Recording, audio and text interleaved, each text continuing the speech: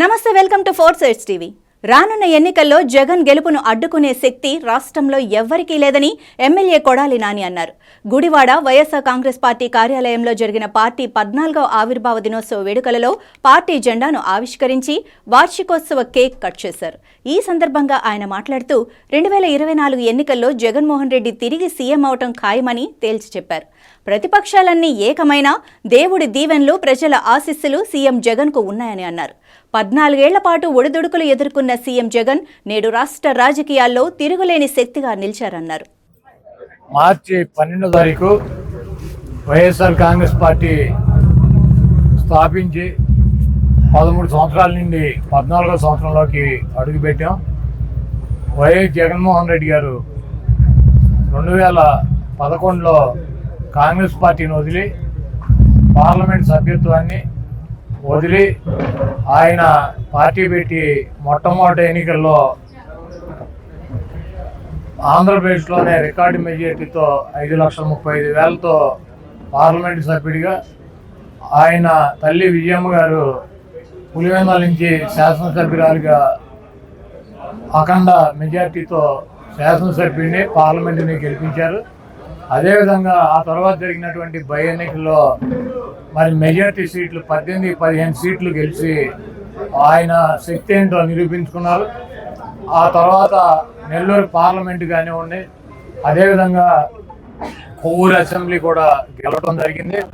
2014లో జరిగినటువంటి ఎన్నికల్లో పార్టీ నిర్మాణం పూర్తిగా లేకపోయినప్పటికీ జగన్మోహన్ రెడ్డి గారి మీద అక్రమ కేసులు పెట్టి 16 నెలలు జైల్లో బంధించినప్పటికీ 2014లో జరిగిన ఎన్నికల్లో మరి చంద్రబాబు నాయుడు, ఇదే పవన్ కళ్యాణ్, ఇదే మోడీ గారు కలిసి జగన్మోహన్ రెడ్డి గారిని ఓడించాలని ప్రయత్నం చేసినా కూడా 67 సీట్లతో బలమైనటువంటి ప్రతిపక్ష నాయకుడిగా ఆయన ఈ రాష్ట్రానికి అయ్యాడు.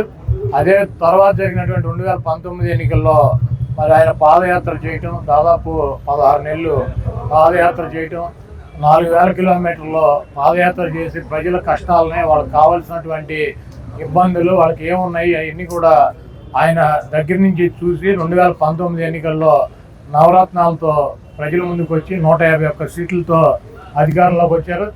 ఈరోజు మళ్ళీ ఈ సంవత్సరం 3వ ఎన్నిక మేము జనరల్ ఎన్నికల్లో పోటీ చేస్తున్నాం. మళ్ళీ జగన్మోహన్ రెడ్డి గారిని ఓడించాలన్నటువంటి ఉద్దేశంతో చంద్రబాబు నాయుడు 2014 నుంచి 19 దాకా రాష్ట్రం విడిపోయింది. క్లిష్ట పరిస్థితుల్లో ఉంది రాష్ట్రం, ఆర్థిక ఇబ్బందుల్లో ఉంది, డిఫిసిట్లో ఉంది. నన్ను గెలిపిస్తే మీకు ఈ రాష్ట్రాన్ని అభివృద్ధి చేస్తానని చెప్పి దొంగ మాటలు చెప్పాడు. అదేవిధంగా బీజేపీ కూడా ప్రత్యేక హోదా ఇస్తానని చెప్పి రకరకాల వాగ్దానాలతో చంద్రబాబుకు మద్దతు ఇచ్చింది. పవన్ కళ్యాణ్ గారు కూడా నన్ను నమ్మి చంద్రబాబు కోటేయండి, ఆయనకు అనుభవం ఉంది, తప్పకుండా నేను మీ తరపు నుండి ప్రశ్నిస్తానని చెప్పి ఆయన చంద్రబాబును ప్రశ్నిస్తూ మానేసి మమ్మల్ని ప్రశ్నిస్తూ మొదలెట్టాడు. మోడీ గారు, చంద్రబాబు నాయుడు గారు మరి రాష్ట్రానికి చేసింది ఏమీ లేదు, కనీసం ప్రత్యేక హోదా, ప్రత్యేక ప్యాకేజ్ ఇస్తారంటే మొదటి చంద్రబాబు గారు అరుణ్ జైట్లీ గారికి, వెంకయ్య నాయుడు గారికి సన్మానం చేశాడు. ఆ తర్వాత ప్రజల్లో తీవ్ర వ్యతిరేకత వస్తే ఈయన ప్రత్యేక హోదాని గంగలో కలిపేసి, తుంగలో కలిపేసి, ఆ తర్వాత ప్రజల్లో వ్యతిరేకత వచ్చి నాకు నల్ల షర్ట్ వేసుకుని మోడీ మతాతో పార్టీ అనేది అది ముస్లిమ్స్ మీద దాడి చేసిందని, క్రైస్తవుల మీద దాడి చేసిందని, మోడీ గారికి భార్య లేదని, మోడీ గారికి పిల్లలు లేదని, భార్య పిల్లలనే చూసుకోలేనటువంటి ప్రధాని దేశానికి ఎందుకు పనికి వస్తాడని చెప్పి కాంగ్రెస్ పార్టీతో కలిసి మోడీ గారిని ఓడిస్తానని చెప్పి ప్రగల్భాలు పలికాడు. ఈ రాష్ట్రాన్ని సర్వనాశనం చేసింది బీజేపీ అని చెప్పి చంద్రబాబు నాయుడు గారు చెప్పాడు 2019 ఎన్నికల్లో. ఈ రాష్ట్రాన్ని ఏటీఎం లాగా పోలవరాన్నిటిని దోచుకున్నాడని చెప్పి చంద్రబాబు నాయుడు గారు చెప్పాడు. ఇదే పవన్ కళ్యాణ్ గారు అయితే మోడీ గారు పాచిపోయిన లడ్డూలు ఇచ్చాడు, నీకు అర్థమవుదేమో తెలుగులో చెప్తే అని చెప్పి హిందీలో కూడా చెప్పాడు ఆయనకి. మళ్ళీ చంద్రబాబు నాయుడు అవినీతిపరుడు, లోకేష్ అవినీతిపరుడు, నా తల్లిని దూషించారు, ఈ తెలుగుదేశం పార్టీని అంతం చేస్తానని చెప్పి పవన్ కళ్యాణ్ గారు పెద్ద పెద్ద ప్రగల్భాలు పలికాడు. ఇప్పుడు మళ్ళీ ఎందుకు కలిశారు అంటే రాష్ట్రం విధ్వంసం. రాష్ట్రం ఏమి విధ్వంసం అయిపోయింది?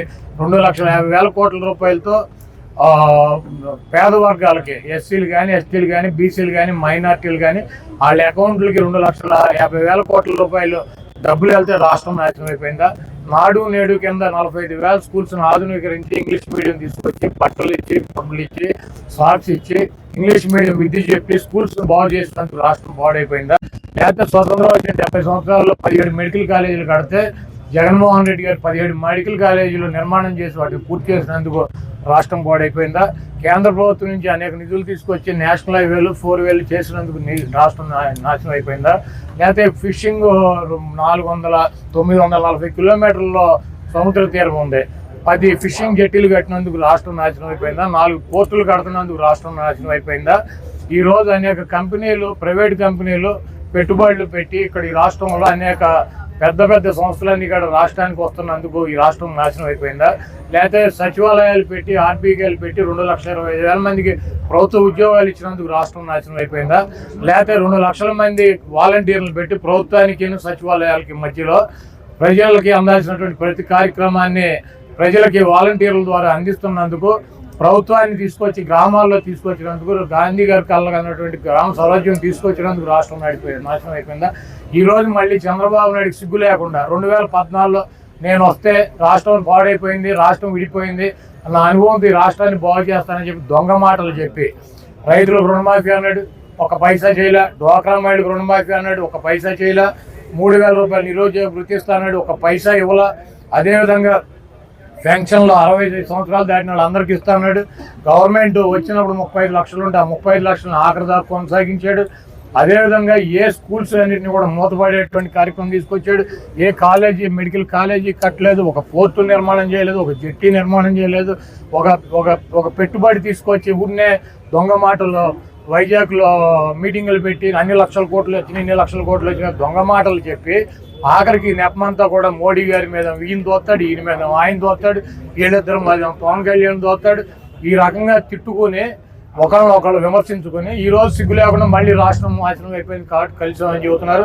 ఈ రాష్ట్ర ప్రజలు ఎస్సీలు కానీ, ఎస్టీలు కానీ, బీసీలు కానీ, మైనార్టీలు కానీ, ఈ రాష్ట్రంలో అగ్రకులాలు ఉన్నటువంటి పేదలు కానీ చాలా చదువుల విషయంలో కానీ, ఆరోగ్య విషయంలో కానీ, అభివృద్ధి విషయంలో కానీ చాలా సాటిస్ఫాక్షన్గా ఉన్నారు.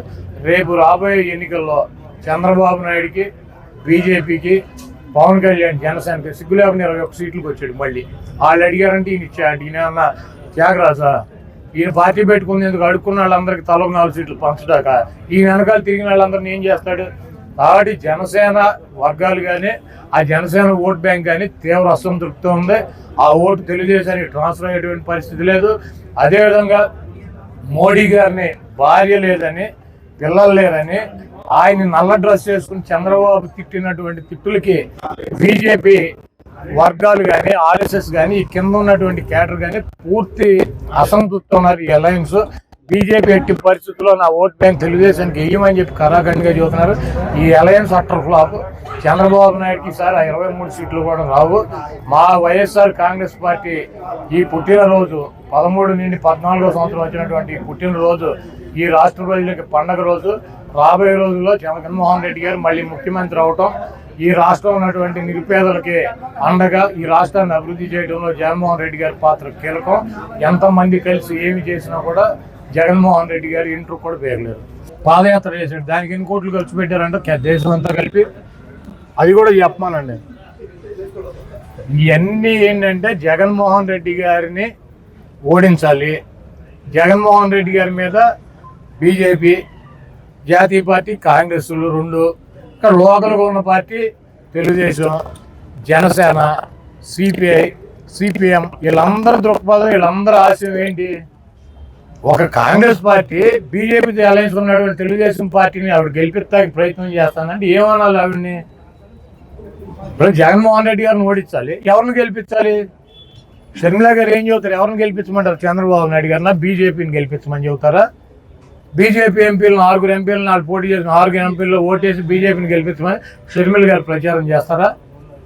ఇప్పుడు ఆవిడ వచ్చి ఏముంటుంది? మణిపూర్లో క్రైస్తవులను ఊచకోత కోసారు, జగన్మోహన్ రెడ్డి మాట్లాడలేదంటాడు. ఎక్కడ మణిపూర్, ఎక్కడ ఆంధ్రప్రదేశ్? మణిపూర్లో క్రైస్తవుల మీద ఊచకోత కోస్తే ఎవరు మాట్లాడాల్సింది? ఎవరు? జగన్మోహన్ రెడ్డి గారు ఈ రాష్ట్ర ఆంధ్రప్రదేశ్ ముఖ్యమంత్రి. ఈవిడ వెళ్ళిందా మణిపూర్? ఈవిడ వెళ్ళిందా? తెలంగాణనే నాది, తెలంగాణనే నేను, తెలంగాణలోనే అన్ని అని తెలంగాణ తిరిగింది. ఆ రోజు మణిపూర్ గురించి ఎందుకు మాట్లాడాల? మరి ఫాస్టర్గా ఉన్నటువంటి బ్రదర్ అనిల్ గారు వెళ్ళాడు అక్కడికి. లేకపోతే కాంగ్రెస్ పార్టీకి సంబంధించినటువంటి సోనియా గాంధీ వెళ్ళిందా? రాహుల్ గాంధీ వెళ్ళాడా? ప్రియాంక గాంధీ వెళ్ళిందా?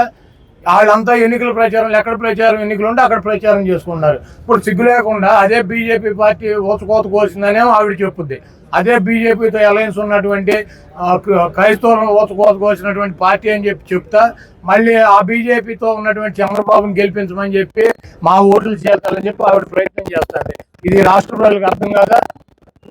అలాగే చంద్రబాబు నాయుడు ఏం చెప్పాడు, నరేంద్ర మోడీని ఆంధ్రప్రదేశ్లో కాల్ పెట్టినాడు, ఎన్డీఏకి మద్దతు ఉపసంహరిస్తున్నాడు, ముస్లింస్ మోడీ ఊచకోత కోసాడని చెప్పి ఎవరు చెప్పారు? ఇవన్నీ చంద్రబాబు నాయుడు కదా చెప్పింది. చంద్రబాబు నాయుడు గారు మరి ఇప్పుడు సిగ్గు లేకుండా వెళ్ళి ఎట కలిసాడు బీజేపీతో.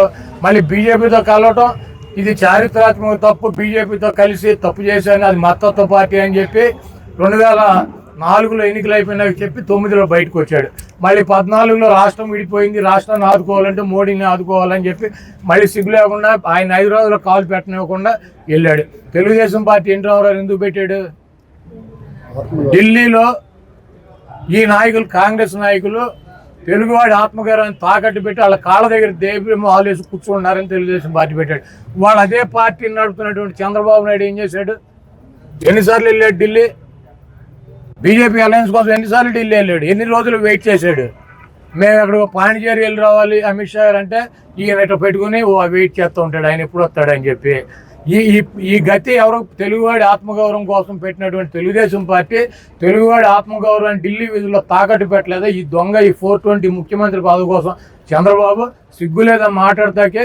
షర్మిల గారు బీజేపీ అలయన్స్ ఉన్నటువంటి తెలుగుదేశం పార్టీని గెలిపించాలంటది. మళ్ళీ ఆవిడే వచ్చి మణిపూర్లో క్రైస్తవులను ఊచకోత కోసారు. ఎవరు కోసారు? అక్కడ ఏ ప్రభుత్వం ఉంది? కేంద్రంలో ఏ ప్రభుత్వం ఉంది? ఆపాల్సిన బాధ్యత జగన్మోహన్ రెడ్డి గారికి నాకు ఉంటుందా? ఆయన క్రిస్టియన్ మిషనరీ పెట్టి క్రైస్తవుల కోసం పాటుపడేటువంటి వ్యక్తి అనిల్ అని చెప్తాడు. ఎవరు వెళ్ళి ఆపాలి? ఎవరు వెళ్ళి వాళ్ళని పరామర్శించాలి? వాళ్ళు అటువంటి పార్టీకి వీళ్ళు వెళ్ళి మద్దతు ఇస్తారు. ఇవన్నీ రాష్ట్ర ప్రజలు గమనించట్లేదా? ఈ పనికి మాలిన మాటలతో కాంగ్రెస్ పార్టీ 0.9% ఉన్న ఓటింగ్ 0.7కో 6కో వస్తుంది. షర్మిలమ్మ కాంగ్రెస్ పార్టీకి నాయకత్వం వహించిన ఇక్కడ ఎవడో అభ్యర్థులు మారే పరిస్థితి లేదు. అసలు కాంగ్రెస్ జెండా పట్టుకునే పరిస్థితి లేదు. ఎవడో ఒక 50,000 రూపాయలు కూడా పార్టీ ఖర్చు పెట్టే పరిస్థితి లేదు. ఆవిడేదో కళలు కానీ ముఖ్యమంత్రి అవ్వాలని తెలంగాణలో పార్టీ పెట్టి ఆ దుకాణం హుస్సేన్ సాగర్లో కలిపేసి ఇక్కడికి వచ్చి జగన్మోహన్ రెడ్డి గారిని ఏదో సాధించాలని చూస్తుంది. ఇవన్నీ కూడా ఈ రాష్ట్ర ప్రజలు గమనిస్తున్నారు. బీజేపీ వదినమ్మ ఏమీ చేయలేదు, కాంగ్రెస్ చెల్లి అమ్మ ఏమీ చేయలేదు, ఈ 420 చంద్రబాబు ఏం చేయలేడు, దత్తపుత్రుడు ఏం చేయలేడు, ఉత్తపుత్రుడు ఏం చేయలేడు. అందరికీ రాష్ట్ర ప్రజలు గుణపాఠం చెబుతారు.